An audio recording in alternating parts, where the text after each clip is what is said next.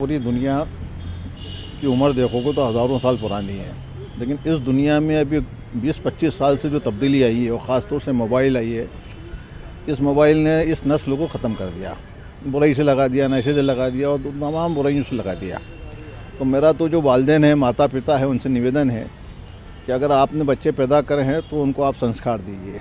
अगर संस्कार नहीं देंगे तो आज देखने में आ रहा है बेटा माँ को मार रहा है, बाप को मार रहा है, बिटिया जो है अपने पति को मार रही है। ये संस्कारों की कमी की वजह से है और संस्कार होना बहुत ज़रूरी है। समाज के लिए कितनी बड़ी चिंता है वर्तमान स्थिति का? वर्तमान मुझे तो लग रहा है कि ये जो नस्ल चल रही है अभी, ये नस्ल बहुत डैमेज हो चुकी है, बहुत डैमेज हो चुकी है। और अब सियासत तो अपनी जगह चलती रहेगी, लेकिन ये अगर नस्ल अगर इसको कंट्रोल नहीं करा तो 20-25 साल बाद आप कहाँ का भारत देखना चाह रहे हो आप? कई जगह केस आ रहा है, अभी एक और सामने आया सूट केस। हाँ, वो तो गलत हो रहा है ना, गलत।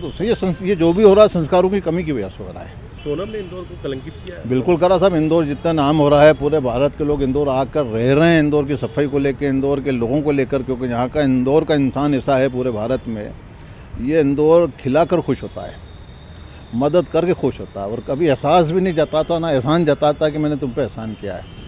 अब सर्दियों के ज़माने में देखेंगे तो यहाँ पर मियाँ बीबी निकल पड़ते हैं कंबल लेके और सड़क के ऊपर जो सो रहा है उस पर उड़ा देते हैं।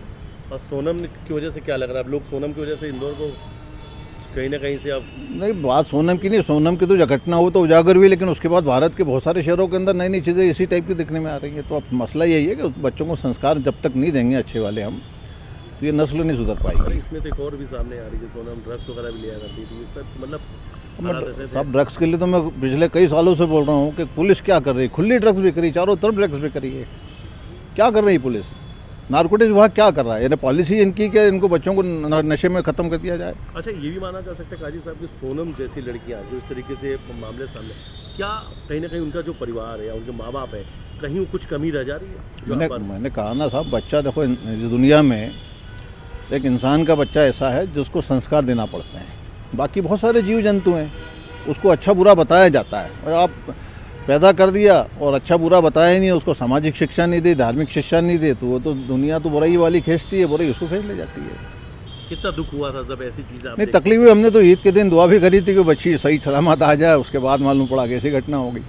उस वक्त तो जब ईद थी तो ये फिक्र थी बच्ची कहाँ गई, तो हम सब फिक्र कर रहे थे, उसको आने की दुआएं कर रहे थे, और बाद में तो इंदौर कलंकित हुआ है।